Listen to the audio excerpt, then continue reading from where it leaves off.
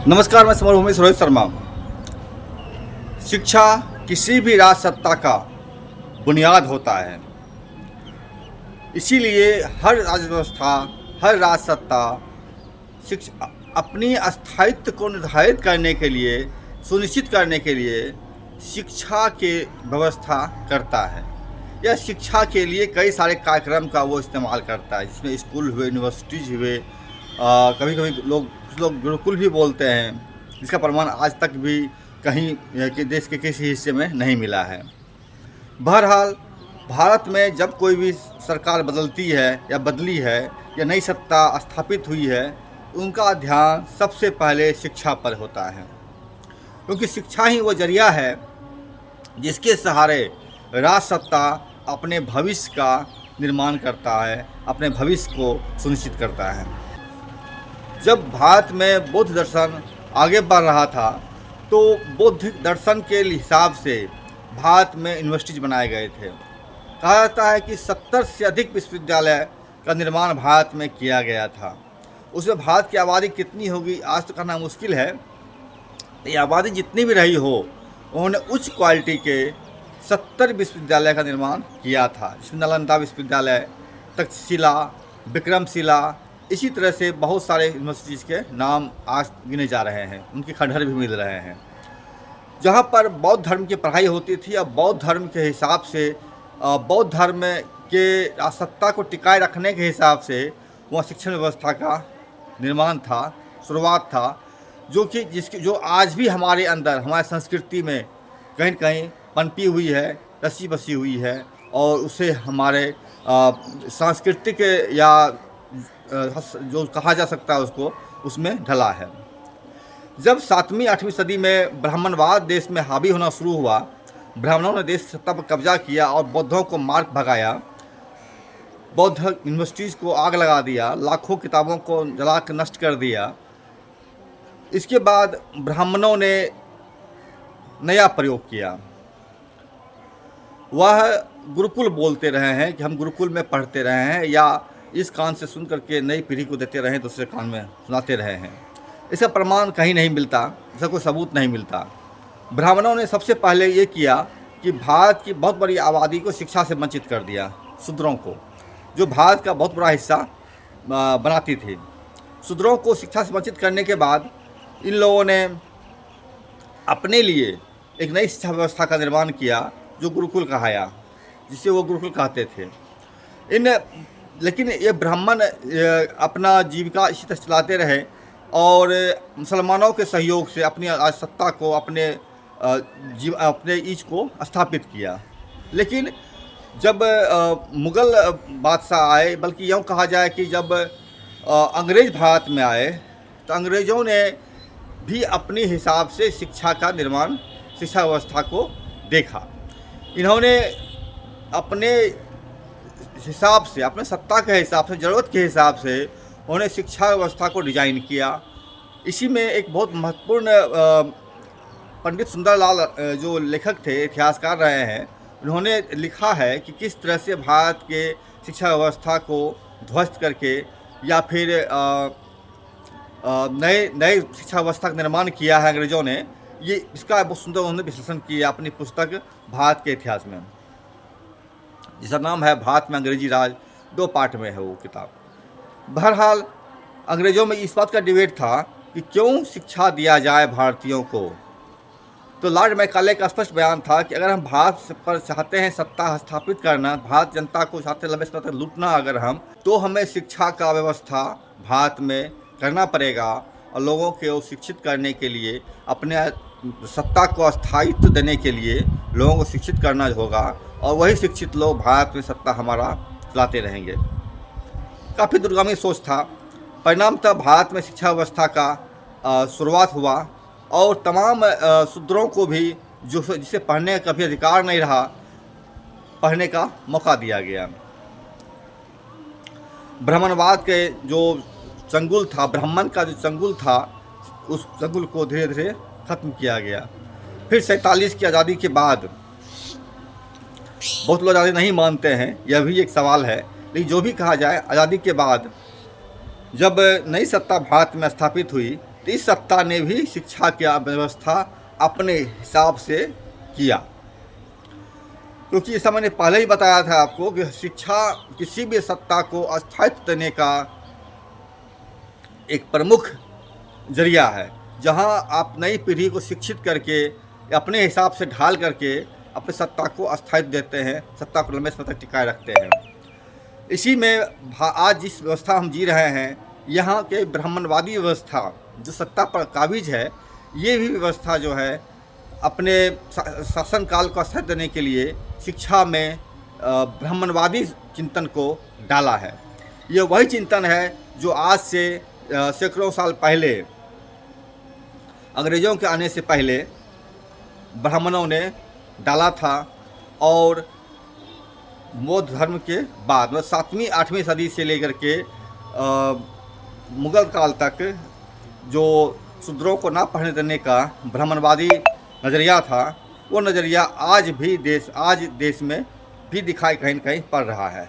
लेकिन शिक्षा व्यवस्था से लोगों को इतनी जल्दी दूर करना, सभी शूद्रों को पढ़ने से वंचित करना आज इतना आसान नहीं रहा है।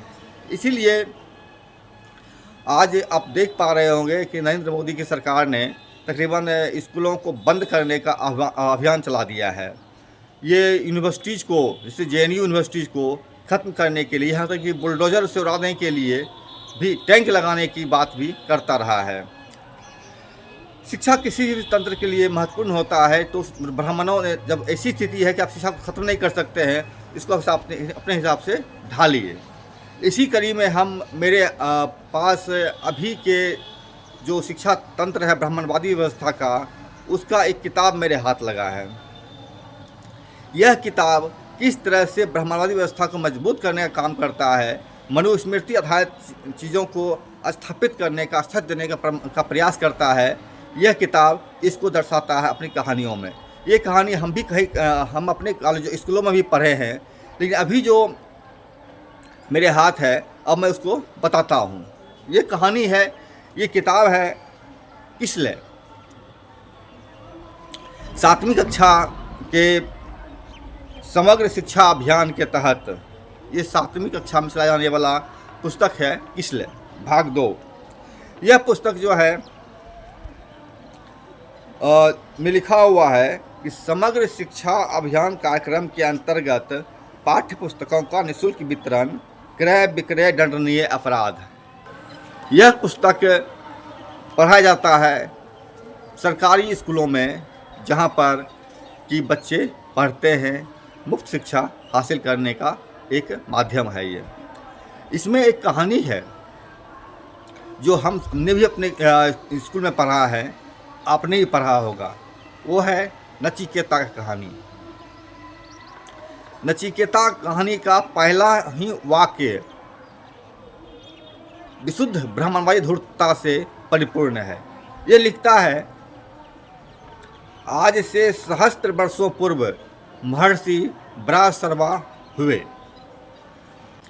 चूँकि ब्राह्मणवाद का, जिसे वैदिक संस्कृति भी लोग बोलते हैं, चूँकि वेद आधारित संस्कृति होता है, इसका निर्माण, इसका शुभारंभ का कोई प्रमाण नहीं मिलता है भारत में कि कब ब्राह्मणवादी व्यवस्था हुआ था, कब वैदिक काल हुआ था।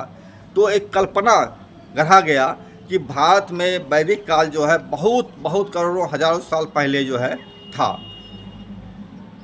लेकिन जैसा मैंने आपको बताया, भारत में वैदिक काल या ब्राह्मणों का काल 7वीं सदी से लेकर के मुग़ल काल तक का काल था, अंग्रेज आने के ठीक पहले तक का काल था। इसके बाद तो ब्राह्मणवाद से और देश के जनता शूद्रों में टकराव का माहौल बनता गया और आगे बढ़ता गया।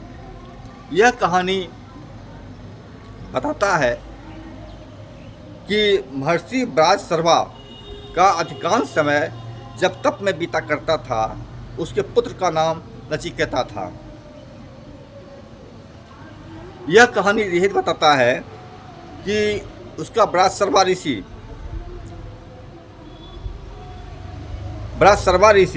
महर्षि जो जब तप करता था, उसने एक यज्ञ किया और यज्ञ में जो है वो शुरुआत में ब्राह्मणों को दान जब देने की बारी आई तो उन्होंने जो है बूढ़ी, बीमार और कमज़ोर गायों को दान करने लगा। इसे देखकर नचिकेता बहुत दुखी हुआ, जो उनका बादशर्वा का पुत्र था। इन्होंने कहा, पिताजी, जब आप ब्राह्मणों को बूढ़ी गाय, कमज़ोर गाय, बीमार गाय दान कर रहे हैं, जबकि इससे आपको पुण्य नहीं मिलेगा। पुण्य तो तभी मिलेगा जब आप अपने सबसे प्रिय चीज़ को दान करते हैं, तो आप मुझे किससे दान कर रहे हैं? तो बादशर्वा ने गुस्से में बोल दिया कि मैं तुझे यमराज को दान कर रहा हूँ। ये कहानी की किताब में जो बच्चों को पढ़ाया जा रहा है, यहाँ ये दिखाया जा रहा है कि ब्राह्मण को दान करने से पुण्य मिलता है आपको, और आपको ईश्वर अच्छी जगह पर रखता है। समाज में को इसी तरह से ठगा जा रहा है। आप जिस पीढ़ी को बना रहे हैं, आप जिस नई पीढ़ी को तैयार कर रहे हैं, वह पीढ़ी ब्राह्मणवादी व्यवस्था का, ब्राह्मण सोच का बना रहे हैं आप हैं, और यह पीढ़ी निश्चित तौर पर ब्राह्मणवादी सत्ता का को ही मजबूत करेगा, जो कि झूठ और घृणा, नफरत पर आधारित है। ब्राह्मणवादी सत्ता जो है, या ब्राह्मण थॉट जो है, जिसका कि आधार वेद, पुराण, उपनिषद, गीता, रामायण, महाभारत ये सब कहा गया है, यह सब झूठ और विशुद्ध मिथ्या कल्पना, समाज में असमानता, हिंसा पर आधारित है। ये जहाँ जहाँ कहीं भी आज देश के हिस्से में ब्राह्मणवादी सत्ता, या जो कि ब्राह्मणवादी सत्ता को चलाने के लिए रास्ता अपनाए हैं भाजपा, RSS वगैरह, जहाँ कहीं भी जिस किसी राज्य में ये सत्ता पर है, वहाँ पर हत्या, बलात्कार, भ्रष्टाचार, अनाचार, दुराचार, ये तमाम चीज़ें एक सामान्य चीज़ बन गई है। यहाँ पर कुछ भी होता है तो उसका कोई मायने नहीं रखा जाता, उल्टे उसे सम्मानित किया जाता है।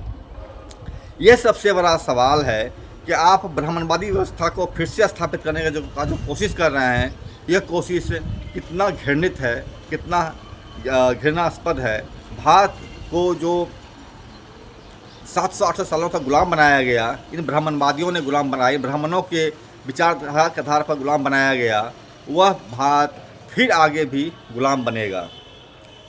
इसी सिलसिले में भारत में कई सारी ऐसी संस्थाएं आज काम कर रही हैं जो अपनी अलग शिक्षा व्यवस्था स्थापित करने का प्रयास कर रही है। कोई भी सत्ता अगर है तो वो अपनी व्यवस्था, शिक्षा का अलग करना ही पड़ेगा उसको। ये ब्राह्मणवादी व्यवस्था के तहत जो चलाया जाने वाला शिक्षा है, यह शिक्षा किस रूप में देश को ले जाएगा, गुलामी की जंजीर में फिर से बांधेगा, यह एक बड़ा चीज़ है, ये एक बड़ा सवाल है। इसीलिए भारत के लोगों को चाहिए कि इसी घृणित शिक्षा प्रणाली के खिलाफ सवाल उठाएं, और लोगों को इस शिक्षा प्रणाली के खिलाफ एक नई शिक्षा प्रणाली खड़ा करने के लिए प्रेरित हों, क्योंकि इस शिक्षा व्यवस्था से कुछ भी नहीं होने जा रहा है। ब्राह्मणों की जो स्तुति गान गाया जा रहा है, वह स्तुति गान ठीक वही है कि आप अपनी गुलामी को फिर से याद कर रहे हैं, अपनी गुलामी के दिन को फिर से बुला रहे हैं। नमस्कार, मैं समर भूमि से रोहित शर्मा। चैनल देखिए, लाइक कीजिए, सब्सक्राइब कीजिए, शेयर कीजिए और हमसे जुड़े रहिए।